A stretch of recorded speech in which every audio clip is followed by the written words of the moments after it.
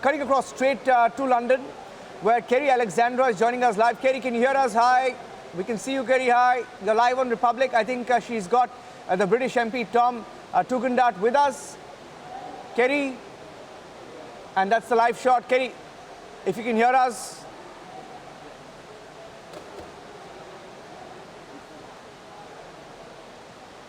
Kerry, hi. Over to you.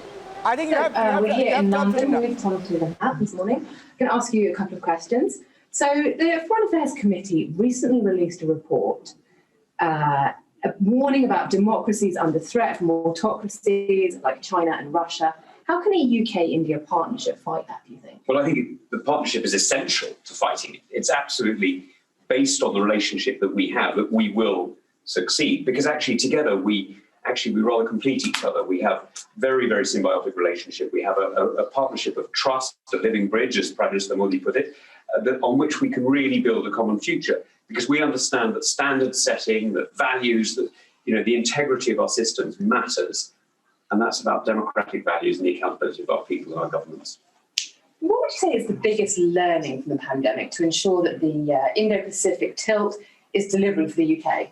I think for me, it's got to be resilience. We're all in favour of globalisation, but there's some vulnerability in that if you're depending on powers, on states, on nations that don't share your values.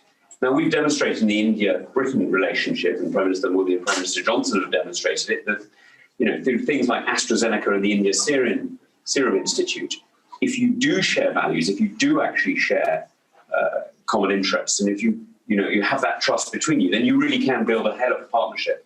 I think that's the lesson for me, is resilience and having the right partners. Absolutely. And you said earlier that you think there's a strong possibility that COVID came out of a lab in China, and there should be a full investigation into that. Tell me more about that. Why do you feel like that? Well, look, I don't know where COVID came from, but we do know that there is a possibility that it might have done. And I think for all of us, whether you're in Delhi or London, it doesn't really matter, anywhere in the world, we need to know what the origins of this were so that we can make sure whatever it was doesn't happen again. And finally, a last question. Why are forums like the Global India Forum so important? Well, for me, they're important because they bring us together to talk about issues that we share. And I've just been speaking with Ashok Malik, who's a great guy and a fantastic friend of mine, and indeed of many others here in the UK. And it gives us the opportunity to speak and demonstrate, I think, clearly that we have a hell of a partnership to build here, and we're looking forward to doing it. It's a very positive way to put it. Thank you. Back to you guys in the studio.